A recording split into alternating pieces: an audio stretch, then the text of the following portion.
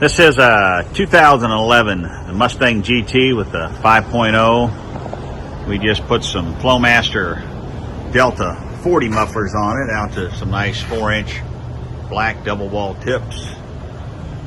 Installed a True X pipe with some high flow metallic catalytic converters.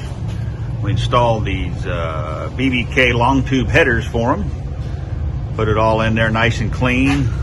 Had to modify the collectors a little bit. The factory collectors didn't fit very good, but got it all in there nice and tight, as we always do. It should rumble pretty good. Got an old school sound. Let's see what it sounds like.